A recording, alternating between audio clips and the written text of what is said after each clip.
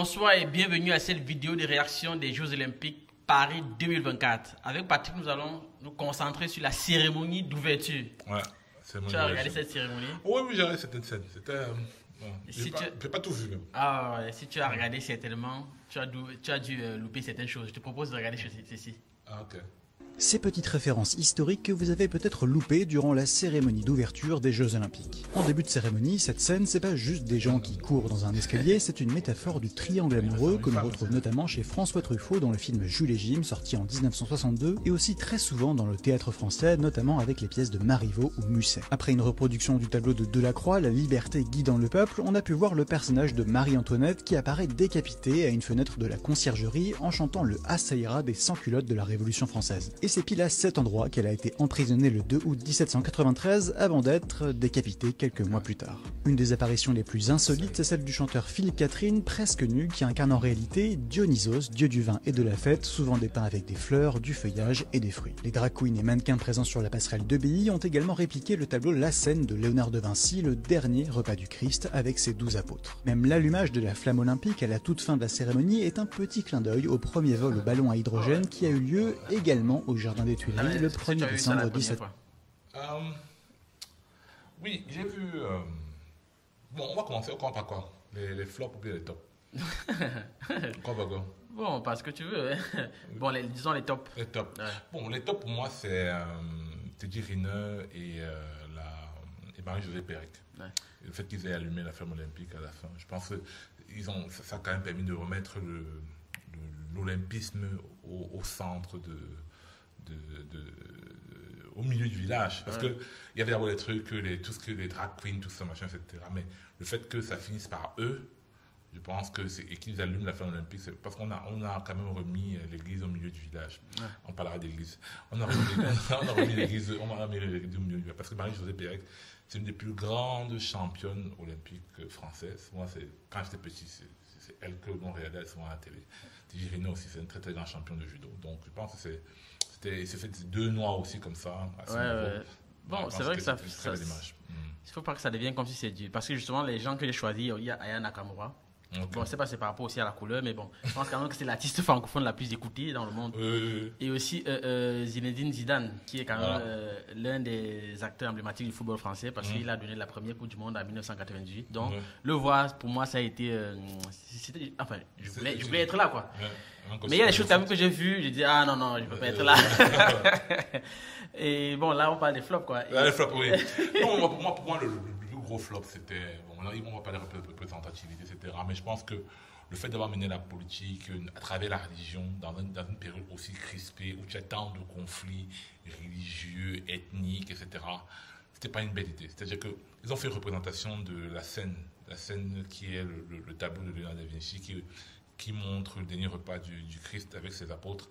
Ils ont refait ça avec les drag queens, les enfants. Il y avait même un drag queen bien transgenre là, dont les parties se voyaient à travers son short. Couché sur la table, ouais. Il y a d'autres qui étaient couchés sur la table. On dit qu'il représentait Dionysos. Bon, et Dionysos,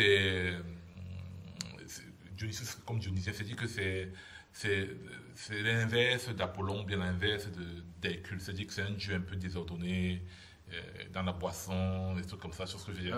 Décadent, on dirait décadent. Bon, les gens ne diront peut-être pas décadent. Mais pourquoi est-ce qu'on va infliger ça à 1 heure? Parce que est-ce que normalement, est-ce que tu peux laisser voir à tes enfants des drag queens qui sont presque nus? Tu vois ce que je veux dire? Parce que ça passait à 12 heures, ça passait à 14, 15, 16 heures. C'est-à-dire une heure où les enfants sont devant la télé. Que pourquoi est-ce qu'ils ont fait ça? Moi, je n'ai vraiment pas compris. Quel était le but? Quel était le propos? Bon, et puis il y a la pluie. Hein. Je pense que la pluie, quand même, leur a rendu la monnaie de la pièce. Donc, bon, en même temps, d'autres diront que c'est la bénédiction. Hein. Chacun peut voir de son côté. Pas vu ça comme ça. En même temps, je suis d'accord avec toi par rapport à la scène, parce que sincèrement, moi, ça m'a heurté par rapport à l'église et ce que l'église représente pour la morale. Et voir, par exemple, cette scène représentée par des drag queens, c'était comme si on était en train de... Bon, pour... Moi, africain, c'est peut-être de l'autre côté, c'est déjà accepté, mais ça a heurté un peu les sensibilités de l'Africain que je suis. On nous le présentait là-bas, en passant. J'aimerais oublier voir sa tête. Et il pleuvait sur lui. Non, il n'y a pas de problème. Il y a juste peur qu'il ramène le rhume au pays et qu'on soit obligé de l'envoyer en Suisse pour guérir de ce rhume. Donc, bon, c'est un peu ça. Moi, ça m'a un peu dérangé à ce niveau. Je pensais que c'était... C'est vrai qu'ils peuvent dire OK, on veut de la représentativité, on veut une inclusion, on veut que tout le monde soit représenté et tout, mais bon. Là, c'est sans nous. Hein. Moi, c'est à ce niveau quand même que je n'étais pas d'accord. Non, mais arrêtez que bon, même là-bas, hein, au-delà de trucs là, même là-bas, je pense qu'il y a beaucoup de gens qui étaient frustrés par rapport à cela. Parce que quel était le propos? Beaucoup de gens ont dit que pourquoi est-ce qu'ils n'ont pas fait ça avec le prophète musulman? Pas pour dire que c'est ce que nous on souhaite, mais pourquoi est-ce qu'ils n'ont pas fait ça? Parce qu'ils savent qu'il y aurait eu des répercussions. Tu vois un peu, il y aurait eu des répercussions, tu vois. Mais c'était vraiment pas approprié. Il y avait beaucoup de scènes qui incluaient, parce qu'il y a par exemple une scène d'amour qu'on a vu tout à l'heure avec 2 hommes et une femme, beaucoup de promiscuité, beaucoup de sexe. Aujourd'hui, c'est comme si la seule identité que les êtres humains ont, c'est la couleur de peau et le sexe. C'est-à-dire qu'il n'y a pas une possibilité de sortir au-delà de ces 2 catégories-là, c'est-à-dire ta couleur de peau et ton orientation sexuelle. Tu vois. C'est quand même terrible. Et je pense que les Jeux Olympiques ont mis encore le clou sur le cercueil de l'unité, en fait. C'est-à-dire qu'ils disent c'était un hymne à l'unité, mais c'était vraiment le contraire, parce qu'ils ont vraiment divisé les gens qui sont pro-trans, pro-machin. Et il y a même des gens qui n'étaient pas vraiment décidés par rapport à ces choses-là, tu vois, et qui, là, se sont vraiment brusqués, tu vois. J'ai dit, mais pourquoi est-ce que vous mettez ça à 16, 17, les gens nus, ils ont les dents lascives, et en plus il pleut sur eux, ils se touchent au corps. Pourquoi vous faites ça? Pourquoi? Bon, justement, je pense qu'il y a une dame qui a parlé par rapport à ça, surtout pour les représentations sexuelles, bon, pas de la cérémonie d'ouverture, mais des Jeux en général. Elle disait que elle s'indigne au fait que les femmes sont toujours exposées, c'est-à-dire que ce soit au volleyball, que ce soit peut-être de l'athlétisme, elles ont toujours des habits qui exposent leur partie et tout. Bon, elle était un peu contre ça. Donc, je sais pour rebondir par rapport, comme tu parlais de... Elle veut pas que les femmes... Non. Bon, elle disait que c'est un peu trop près du corps, quoi. Donc, c'est pas comme ceux des hommes. Il y a des hommes qui courent avec des habits qui sont amples. Mais par contre, les femmes, c'est toujours trop serré. Bon, je sais pas. Moi, ça, c'est vraiment... Bon, par rapport à ça, franchement, je m'enlève les mains. Je fais partie des gens qui aiment voir les volleyeuses avec les habits qu'elles ont actuellement, franchement. Parce que moi, les femmes ne sont pas les hommes. Ça attire le public. Aussi, quand même, les femmes ne sont pas les hommes. Les femmes ne sont pas les hommes. C'est-à-dire que les femmes ne sont pas les hommes. Si tu regardais un match pour la performance purement physique, tu regardais peut-être plus un match d'hommes. Donc, c'est ça que c'est voulu. Parce que quand tu vois, imagine que tu vois le 100 mètres, par exemple, parlons du 100 mètres. Tu vois les 100 mètres, tu vois des filles qui sont là, comme il y a une femme à l'époque qu'on appelle Madame Moto là. Je ne veux pas lui manquer de respect, mais les femmes musclées, tu vois les femmes musclées qui sont comme les hommes, machin, ça va intéresser les gens. Pas trop. Mais si tu vois des filles un peu sexy, machin, etc., qui sont là, machin, qui tout, ça intéresse plus. Pourquoi les gens font comme si. Et ces filles-là vivent de ça. C'est-à-dire qu'à la fin de la journée, elles font ça, personne ne les touche, mais à la fin de la journée, elles peuvent gagner leur argent. Non, personne ne les touche là, c'est peut-être pas au Cameroun, hein, parce que tu te rappelles des volleyeuses qui, dans l'équipe nationale, il y en a on dit, il paraît que c'est pas vrai.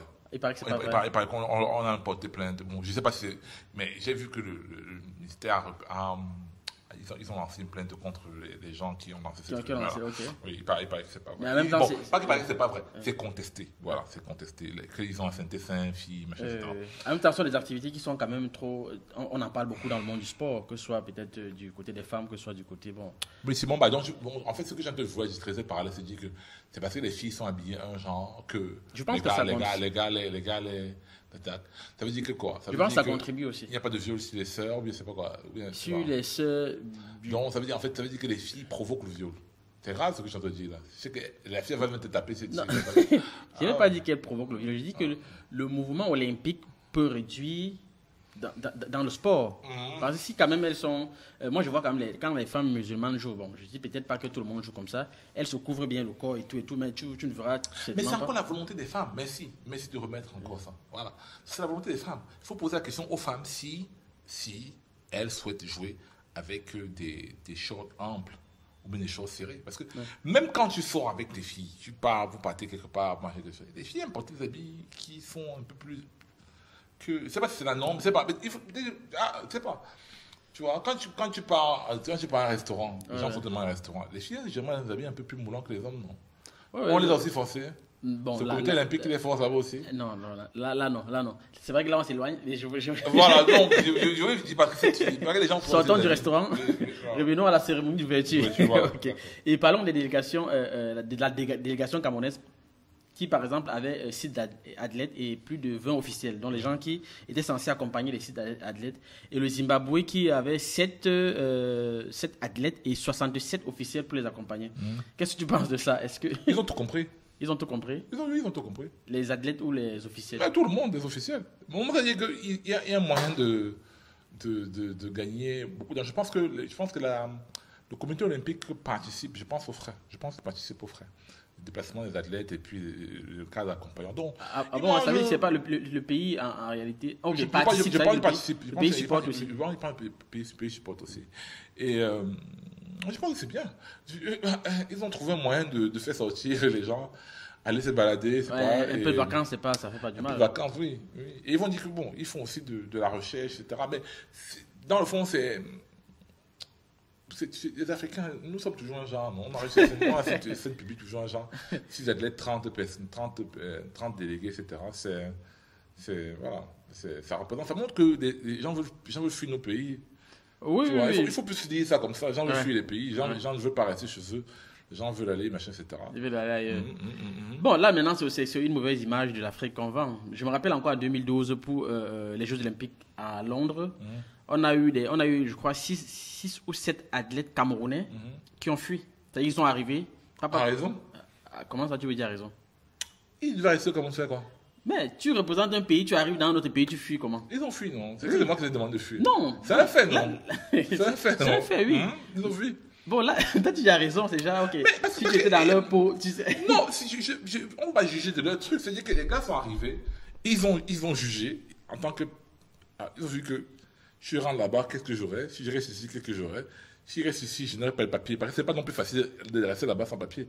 C'est compliqué. Mais mieux vous rester ici comme ça que de rentrer dans mon pays. Mais c'est arrêté, c'est ça. Oui, ça, c'est la réalité. C'est ça la réalité. Et bon, c'est le choix qu'ils ont fait. Oui, je trouve que c'est un mauvais choix tout de même. C'est toi qui vois. Oui. Mais eux, ils ont vu que c'était un bon choix pour eux. Qu'est-ce que tu vas dire? Qu'est-ce que tu vas leur dire? Quelqu'un fait un choix pour sa vie. Il regarde que bon, si je rentre dans le pays, qu'est-ce que ça m'ouvre? Je n'aime pas les endroits pour m'entraîner. Je n'ai pas. On a vu ce qui s'est passé récemment aux Jeux africains ici à Douala. Voilà. Tu vois. Maintenant, comme tout, on va dire que ça faute de personnes, tout ça, comme d'habitude. Mais à un moment donné de la journée, les gens font le choix pour leur vie. Bon, en même temps, qu'est-ce que tu vas faire? Il n'y a pas des endroits pour s'entraîner, oui. Mais bon, comme le disait un sage, la pauvreté des moyens entraîne parfois la richesse des résultats. C'est pas parce qu'il n'y a pas de moyens pour s'entraîner qu'on peut. Je suis d'accord.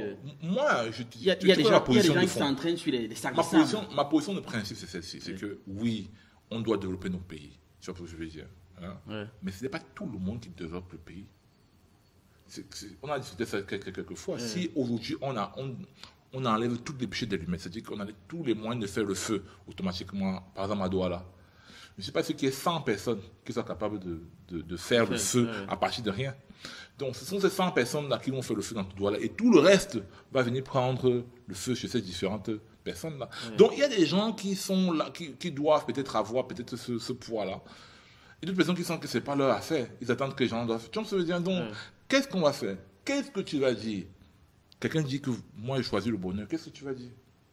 C'est Camus qui disait qu'il n'y a pas de honte à choisir le bonheur. Donc, les gars, ils ont choisi, ils disent que moi je veux bien vivre, je veux bien manger, je veux pouvoir m'entraîner, avoir un repas.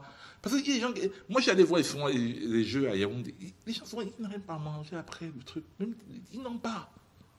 Quand les gens font les gens font les championnats d'athlétisme par exemple camerounais, il n'y a personne au stade. Ce sont les vérités. C'est bien de rester sur les positions de principe nationaliste, etc. Oui, je suis d'accord. Mais ça doit avoir ça doit avoir du corps. Il doit avoir quelque chose à l'intérieur. Ce n'est pas seulement des positions pour avoir des positions.